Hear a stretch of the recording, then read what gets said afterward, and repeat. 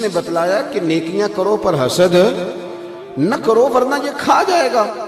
حسد کرتے ہیں لوگ، حسد نہ کریں زندگی میں، یہ آپ کے دل کو جلائے گا، یہ آپ کو تکلیف دے گا۔ اور اعلیٰ حضرت بریلوی رحمۃ اللہ علیہ کا تو ایک جملہ اس عنوان پر بڑے شاندار ہے۔ میرے اعلیٰ حضرت فرماتے ہیں حسد کرنے والا بندے پر اعتراض نہیں کرتا، وہ تو رب کی تقسیم پر اعتراض کرتا ہے، اللہ کی تقسیم پر اعتراض کرتا ہے کہ اسے کو دیا مجھے دینا چاہیے تھا۔ حسد نہ کریں، رشک کریں، رشک کریں زندگی میں۔ آپ اللہ کے حضور دعا کریں، یا اللہ کیا شان ہے تیری، اس کو دیا ہے، میں بھی تو تیرا بندہ ہوں، مجھے بھی عطا فرما۔ رشک کریں، اور رشک کا سبق دیا نبی پاک علیہ السلام۔ بخاری مسلم میں فرمایا دو لوگوں پر رشک کرو۔ رشک یا رسول اللہ کس پر؟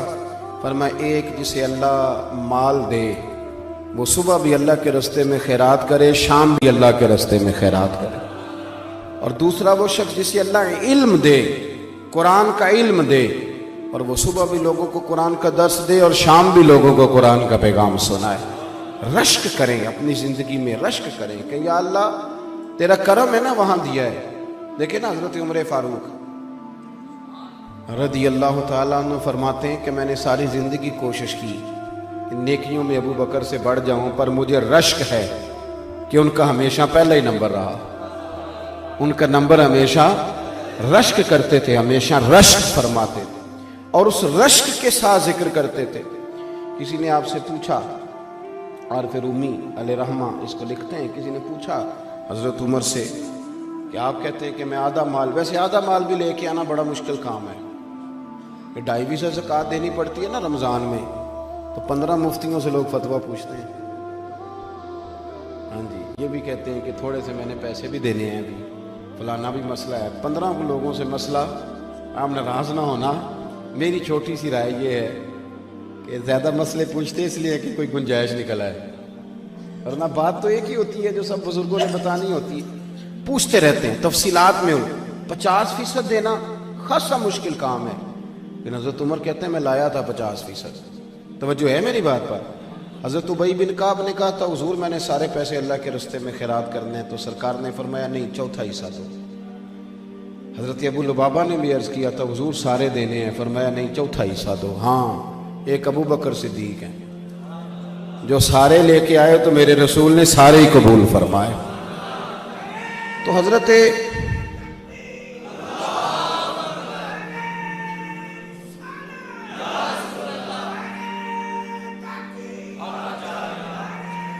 سنیں نہیں، حضرت ابو عمر فاروق سے لوگوں نے پوچھا کہ حضور آپ آدھا لے کے آئے، تو فرمانے لگے میں تو آدھا لایا تھا، ارادہ تھا کہ آج ابو بکر سے آگے نکلوں گا، پر وہ سارے لے آئے۔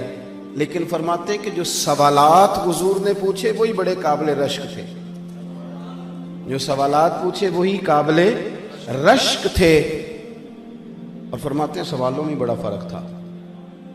مجھ سے حضور نے پوچھا کیا لے کے آئے ہو، آپ نے غور کرنا ہے میری بات پر، کیا لے کے آئے ہو؟ تو میں نے کہا حضور آدھا لے آیا ہوں۔ مجھ سے پوچھا کیا لے کے آئے ہو، اور ابو بکر صدیق سے پوچھا گھر کیا چھوڑ کے آئے ہو؟ فرماتے ہیں ان سوالوں میں بڑا فرق تھا، اور پھر جواب دینے والے نے بھی جواب دیا حضور کی غلامی میں، تو یہ نہیں کہا حضور سارا لے آیا ہوں، یہ نہیں فرمایا میں کوئی لاوارث تو نہیں نا محبوب، میرا گھر بھرا ہوا ہے، گھر میں اللہ بھی چھوڑ آیا ہوں، اللہ کا رسول بھی چھوڑ آیا۔ رشک والی زندگی گزاریں، رشک والی، اس طرح تو پھر آپ لکیر کے فقیر ہو جائیں گے، پیٹتے رہیں گے فلانا آگے نکل گیا۔ حسد جینے نہیں دیتا، تکلیف میں۔ ہمارے گھروں میں زیادہ جنگ حسد کی ہے۔ وہ جیٹھانی صاحبہ کہتی ہیں کہ دیورانی نیا فریزر لے آئی ہے، گرمیاں بھی آئی نہیں، تو چاہے قرضہ اٹھا یا کسی کو لوٹ معاذ اللہ، لیکن مجھے نیا فریزر۔ یہ جو دوڑ لگی آپ کے ملک میں نا، بڑی غربت ہے، پریشانیاں ہیں، آزمائشیں، لیکن نئے ماڈل کا موبائل شارٹ ہو جاتا ہے مارکیٹ سے، پرانے ماڈل کا مل جاتا ہے، نئے ماڈل کی گاڑی شارٹ ہو جاتی ہے، اور نئی بکنگ کا معاملہ یہ ہوتا ہے کہ جس نے فٹافٹ لینی ہے وہ 2 لاکھ زیادہ دے کے لے لیتا ہے۔ یہ معاملہ کیا، یہ دوڑ لگی ہوئی، کسی طریقے آگے نکل گئی، اور بڑے لوگوں کی دوڑ بھی بڑی بڑی لگ گئی۔ حسد نہیں کریں، اس تکلیف سے بچیں۔ حضرت عائشہ صدیقہ رضی اللہ تعالیٰ عنہ فرماتی ہیں ساری زندگی میں نے سیدہ خدیجۃ الکبریٰ پہ رشک کیا، میں نے رشک کیا۔ آپ فرماتی ہیں کنز الاموال میں روایت موجود ہے، فرماتی ہیں ایک بوڑھی عورت دوپہر کو آ گئی تھی، وہ سرکار کے آرام کا وقت تھا تو صحابہ نہیں آیا کرتے تھے، لیکن وہ بوڑھی آ گئی، اور جب وہ بوڑھی نے دروازے پہ دستک دی، پوچھا گیا کون ہے، اور جب وہ بولی تو حضور جلدی سے اٹھے چارپائی سے، سرکار نے اسے بٹھایا، کھانا کھلایا، اور کہتی ہیں وہ باتیں کرتی تو حضور گہری سوچ میں چلے جاتے، کبھی مسکراتے کبھی رو بھی دیتے۔ بڑے لوگوں کو حضور وقت دیتے تھے پر اسے انفرادی وقت دیا، اور جب وہ جانے لگی تو حضور نے تحفے بھی دیے۔ وہ خاتون چلی گئی تو میں نے عرض کی حضور یہ کون تھی؟ بڑے لوگ آتے ہیں پر آپ نے کوئی بڑا ہی اعزاز دیا یا رسول اللہ، اور بڑا میں نے انفرادی رنگ دیکھا ہے۔ کہتے ہیں سرکار خاموش ہو گئے، پھر حضور کی آنکھوں میں آنسو چمکے، اور سرکار فرمانے لگے عائشہ یہ میری پہلی زوجہ سیدہ خدیجۃ الکبریٰ کی سہیلی تھی، یہ جو خدیجہ جب ہم مکے میں رہتے تھے تو یہ آیا کرتی تھی، خدیجہ اسے کھانا کھلاتی تھی، اس کی باتیں سنتی تھی، اسے وقت دیتی تھی، اسے تحفے دیتی تھی۔ آج جب یہ دوبارہ آئی ہیں تو وہ ساری یادیں تازہ ہو گئی۔ جناب عائشہ صدیقہ رشک سے بیان کرتی، تھوڑا تھوڑا نکلیں اس دور سے۔ آپ یقین کریں کہ بہت بڑے آدمی سے کبھی بڑا چھوٹا جملہ سننے کو مل جاتا ہے، اور پس منظر دیکھتے ہیں تو کمزور بات نکل آتی ہے۔ ایسا نہ کریں۔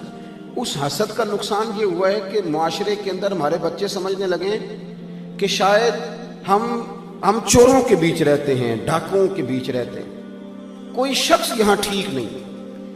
آپ کسی کا نام لے دیں کسی بچے کے سامنے، سیاستدان کا، لیڈر کا، فوراً اس کو تربیت دی جاتی ہے، چور ہیں سارے، چھوڑ مجھے جی فلاں پیر صاحب بڑے اچھے، وہ دکاندار ہیں سارے، فلاں علامہ صاحب نے کل بڑی عمدہ بات، چھوڑ تو مولویوں نے روٹی روزی کا نظام بنایا۔ ہم نے بچوں کا یہ مزاج بنا دیا ہے۔ وہ ہلکا سا جو حسد تھا اس کو اتنا بڑھا کے بیان کیا کہ کوئی شخص اچھا رہا ہی نہیں۔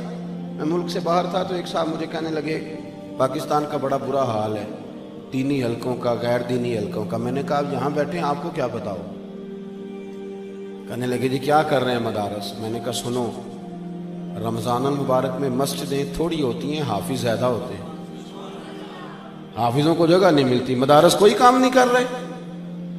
طریقت میں ٹھیک ہے بڑی پریشانیاں آئی ہیں، لیکن اللہ کے فضل سے اب بھی ڈھیروں مرید ایسے ہوتے ہیں جن کی داڑھی سنت کے مطابق ہوتی ہے، جن کی پیشانیاں سجدوں کی لذت سے آشنا ہوتی ہیں۔ تو وہ شیخ ایسا ہے جو لوگوں کو ذکر و درود کی عادت ڈال رہا ہے تو یہ رنگ چڑھا ہوا ہے نا۔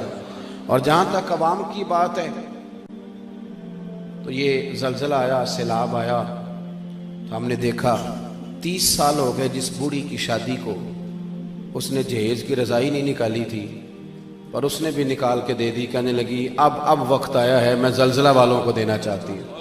میرے بھائی جس بچی نے خود مشین پر بیٹھ کر جہیز بنایا تھا اس نے بھی اپنی ابا سے کہا کہ میں 3 کپڑوں میں چلی جاؤں گی لیکن یہ زلزلہ زدگان کو دے دو۔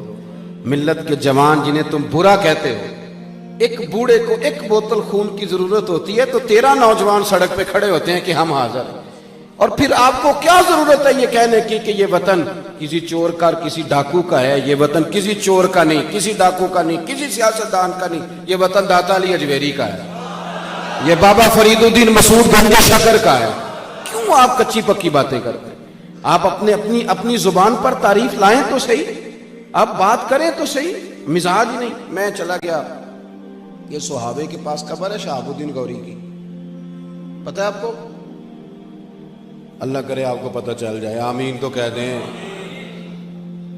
کیونکہ ان کا عرس نہیں نہ ہوتا، اس سجادہ نشین کوئی نہیں اور گلہ شلہ کوئی نہیں، الا ماشاءاللہ، ورنہ بات بڑی بن جاتی، فوٹو پہ فوٹو لگی ہوئی ہوتی۔ شہاب الدین غوری، کسی نے پوچھا کہاں رہتے ہو تو کہنے لگے گھوڑے کی پشت پہ۔ بہت بڑے صوفی کا نام لے رہا ہوں میں، اور یہ آپ جا کے دیکھیں، یہ ان کا مزار اسی بندے نے بنایا جس نے آپ کو ایٹمی طاقت بھی بنایا ہے، اور وہ کتاب کھولنے کی ضرورت نہیں، ان کے مزار پہ لکھا ہے کہ یہ قبر ڈاکٹر عبد القدیر خان نے بنوائی ہے اور بڑا شاندار مقبرہ بنوایا ہے۔ اور شہاب الدین غوری کی قبر پہ جو سب سے پہلا لفظ لکھا ہے وہ یہ لکھا ہے کہ منظور نظر خواجہ معین الدین چشتی اجمیری، پہلا لفظ لکھا ہے، کیونکہ ہمارا مزاج نہیں۔ اور یہ بھی بات ضمناً آ گئی کہ دربار اسی بندے نے بنایا ہے جو آپ کو ایٹمی ہتھیار بھی بنا کے دیتے رہے، اور ڈاکٹر صاحب اور میزائل کا نام بھی گوری ہے۔ میری بات کی سمجھ آ رہی؟ لیکن آخری شعر جو لکھا ہے ان کے لوہے مزار پر پڑھ کے میں تو رو پڑا۔ وہ آخری شعر لکھا ہے، اپنے بھی جس کو بھول گئے تھوڑی دیر میں، وہ مرد درویش دفن ہے اس مٹی کے ڈھیر میں۔ اپنے بھی جس کو بھول گئے تھوڑی، میرے دوستو یہ لوگ تھے جو اس وطن کے، اس دھرتی کے اصل وارث تھے۔ ایک تو زندگی میں حسد نہیں کریں، دوسرا نا جو جس مقام پہ ہے، ویسے بھی میں بیان آپ حضرات سے کر رہا ہوں، بزرگوں کے ساتھ نہیں، تھوڑا تھوڑا نا تکبر بڑھتا جا رہا ہے۔ ہم نا دوسرے کا وجود قبول کرنے کو تیار نہیں۔ اس چیز نے اتنی شدت پیدا کی، اتنی شدت۔ میں صبح 11 بجے سے لگا ہوں اسی کام۔ انسان ہے نا جی، تو اگر 12 گھنٹے، اب یہ 11 بجنے کو ہیں تو 12 گھنٹے ہو جائیں گے ہمیں، مسلسل چل رہے ہیں، اور ابھی اس کے بعد ایک وعدہ اور نبھانا ہے۔ لیکن اس کے باوجود روز 15-20 لوگ ناراض ہوتے ہیں ہم سے، کہتے ہیں تسی بڑے ہو گئے ہو۔ 15-20 اس کے باوجود، میری بات کی سمجھ آ رہی، قبول کرنے کو تیار نہیں۔ کوئی آ جاتا ہے نا، اگر آپ سے کوئی ڈاکٹر کسی وقت اس کو کسی عالم سے کام پڑ جاتا ہے تو اس کا ذہن بنا ہوا ہے کہ مولوی تو ویلے ہوتے ہیں، کام تو میں کرتا ہوں، مزاج بن جاتا ہے۔ شاید یہی مزاج میری طرح کے مولوی کا وکیل کے بارے میں ہے، یہ تو فارغ آدمی، اس کو تو کوئی کام نہیں، یہ تو جاتا ہے چیمبر میں تو آ جاتا ہے۔ وجود تسلیم نہیں کرتے، حالانکہ اگر آپ وجود مانیں نا تو مسجد میں الیکٹریشین کی بھی بڑی ضرورت ہے، وہ پنکھا چلائے گا تو عشق سرکار سے دل جسے نے سنوارا ہوگا، اس کی قسمت کا بلندی پہ ستارہ ہوگا، اس کی قسمت کا بلندی پہ ستارہ